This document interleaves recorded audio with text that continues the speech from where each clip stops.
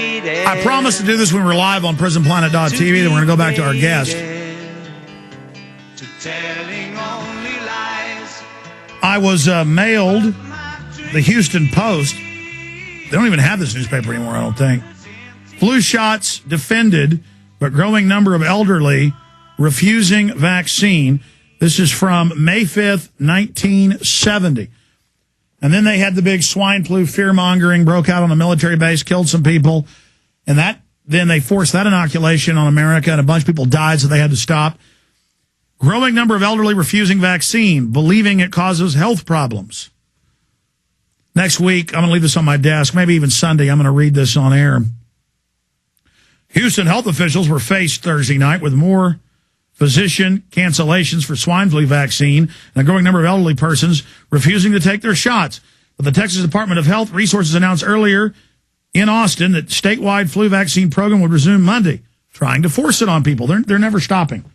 It has been suspended following the deaths of several persons who have been given the vaccine. Federal scientists ruled out the vaccine as the cause of deaths. But then a few years later, they admitted it.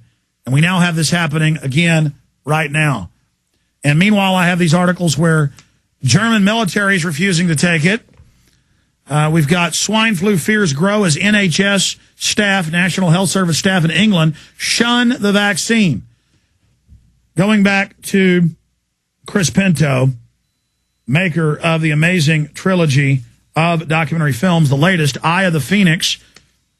We have all three of the films together in a discount 3-pack at Infowars.com while you're there pre-ordering. Comes out next week, Fall of the Republic. Going back to Chris Pinto, continue making your points. You were talking about confronting the Masons, going down to their facility, and then we're going to play a Mason outside a Shriner event talking about Sweet Lucifer. Go ahead. Yeah, well, the point I was making really is about Pike, because one of the first things that you encounter whenever you confront Freemasons, they try to marginalize Albert Pike. But I was out in California, and these Masons invited me down to the lodge, and I said, okay, I'll come down for a day and let them show me around. But as soon as I got there, I walked in, and they have their ceremonial hall and these big double doors and whatnot, and right out front, there's this gigantic bronze bust of Albert Pike. And I just looked at him kind of innocently, and I said, hey, guys, what's the deal with Pike? Why is he so influential? And he said, well, he designed all the rituals and ceremonies of the Scottish Rite. And so this is why I say he's interwoven in Masonry. The Masons have fought for years to keep his statue there in Washington, D.C., and we show you the statue. In fact, when we were filming it for Riddles in Stone, Part 2 in the series, we were confronted by a police officer who turned out to be a Mason. And he was concerned why we were filming it. And thankfully, my guide there in Washington, D.C. was also a Washington, D.C. police officer, great guy. And he sort of interceded for me. But then we got into a big conversation with him, and he was trying to support and promote Albert Pike. The reason people in D.C. want that statue taken down is because Pike is one of the original founders of the Ku Klux Klan. Yeah, the founder, Confederate general. Now, let's expand on that. Here's a police officer, and I've been to the park. We videoed it as well for an upcoming film, close to the Supreme Court.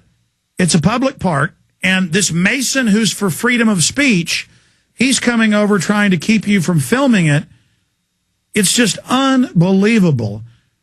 The Masonry of George Washington clearly is very different from the Masonry we have today.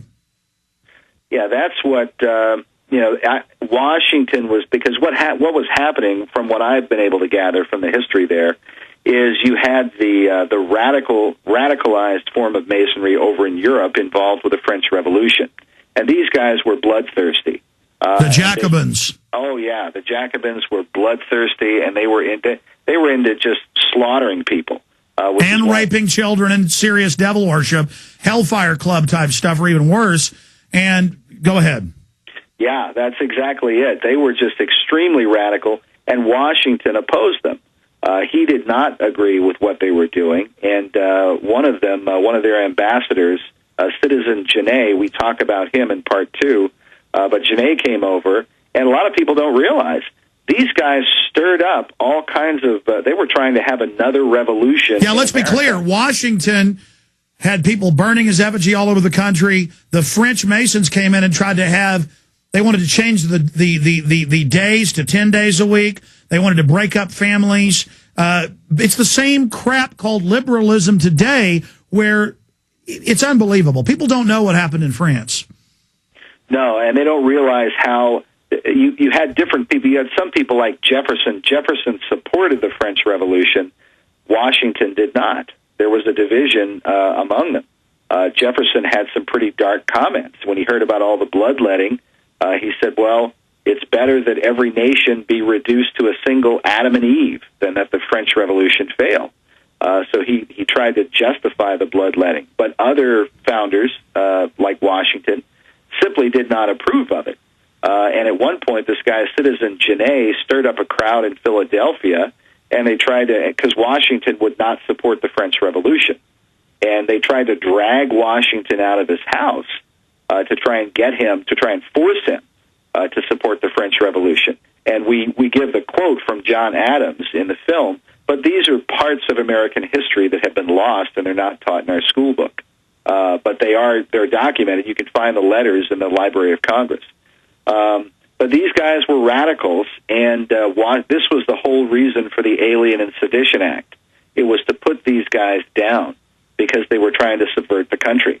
And it's the reason why Washington, in his farewell address, had said to the American people that we ought not to seek revolution as the continual solution to whatever problems we're facing with the government.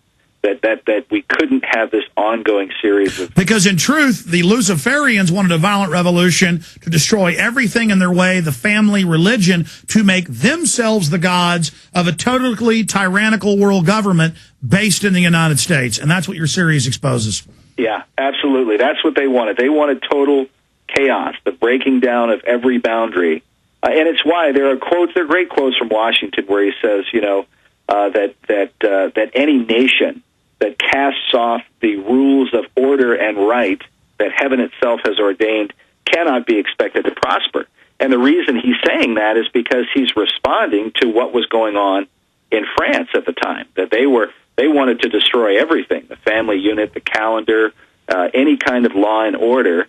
And they tried it in France and killed close to 20% of the population. That isn't known. The Red Terror, Lenin said it was part 2 of what happened in France. The whole communist revolution, the Red Star. These people mean business. Yeah, Hitler had said that his Nazi revolution was the exact counterpart of the French Revolution. It was in the French Revolution that they had launched the first depopulation program, where they literally broke out a map and went down to the different towns and regions in France and were determined that they were going to depopulate France so that the people who survived would be able to find work and get food and so on. And they had planned to kill like 9 million people. And then what happened was they were slaughtering people, and they only killed about 300,000 or so.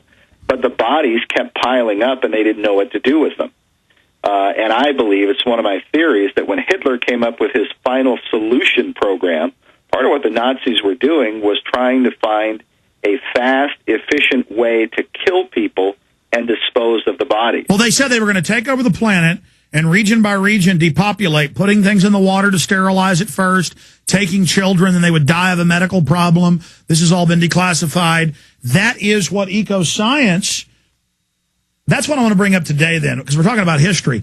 When you look at the environmentalists, the eugenicists, the Maurice Strongs, I know this is coming and you're moving through history in your series. When you look at eco-science and the eugenicist, when you look at the 1996 UN Biological Diversity Assessment, we have this in my film Road to Tyranny. You can get this at the UN website. We'll put that on screen, that devil snake thing. We're playing some of the video for radio listeners at prisonplanet.tv from one of his films, one of the latest films. But the issue is the eugenicist and the UN document 1996 says the ancient world kept down population with wars, famine, and human sacrifice. We must reinstitute human sacrifice in the capitals and make the bloodletting be part of society. I mean, This is official UN law, says they want temples and blood sacrifice. Now, that sounds insane. I'm not the insane one saying it. This is official UN policy. Can you talk about the modern people we're dealing with? Yeah, I mean, because we constantly get questions from people who will ask about, the reality of concentration camps and depopulation programs and things like that, and are these things real and whatnot. And one of the things that I point to, I'll just say, look at what, UN representatives and guys who have written books on this, what they talk about. They admit that some 170 to 200 million people were slaughtered by corrupt governments just in the 20th century. That's conservative if you count Stalin, Hitler, Mao, Lenin, Pol Pot, Fidel Castro, and others. It's over 200 mil.